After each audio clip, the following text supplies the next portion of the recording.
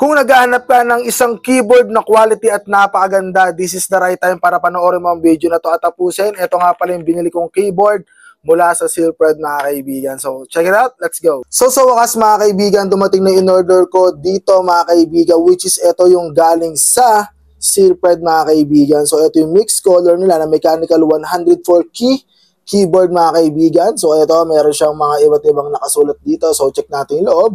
Ito nga pala yung pinaka-itsura niya mga kaibigan. So, buksan na natin to. Ito sa gilid. Ang kanyang, yung galing. Ito pa pala mga kaibigan, no? I-slide mong ganyan. Sobrang sulit pala na ito mga kaibigan, no? So, ito tara, buksan na natin. Let's go. Yan. Yun, no? Yun, no? Sobrang ganda mga kaibigan. Ito na. The moment of truth mga kaibigan. Ito na yung mismong keyboard. So may kasama siyang ganito mga kaibigan. As you can see. Tapos yung ating manual. Ito kasama rin. Siyempre yung ating cable mga kaibigan na i-connect sa ating PC mga kaibigan. So ito siya. Yung mismong keyboard. Sobrang ganda mga kaibigan. Pakinggan niyo yung sound.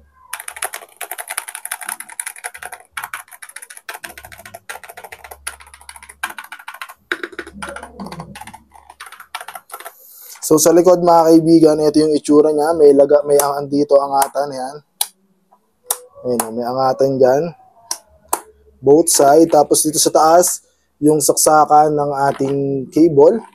So yung ating mismong keyboard, so check natin. Mahirap iangat pero napakaganda niya mga kaibigan.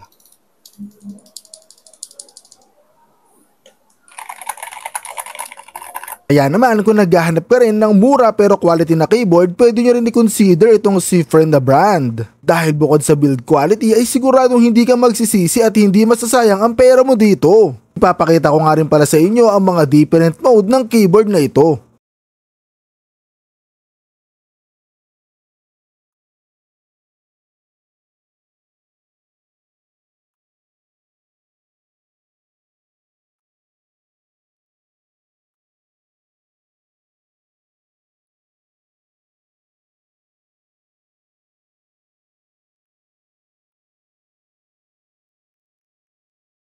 Kaya ano pang inaantay nyo? Pwede kayo mag-order at i-click lamang yung yellow basket sa itaas ng pangalan ko upang makapag-order na kayo. Kaya naman hanggang dito na lang, magkita-kita ulit tayo sa ating next product review. Maraming salamat sa panonood. Let's go!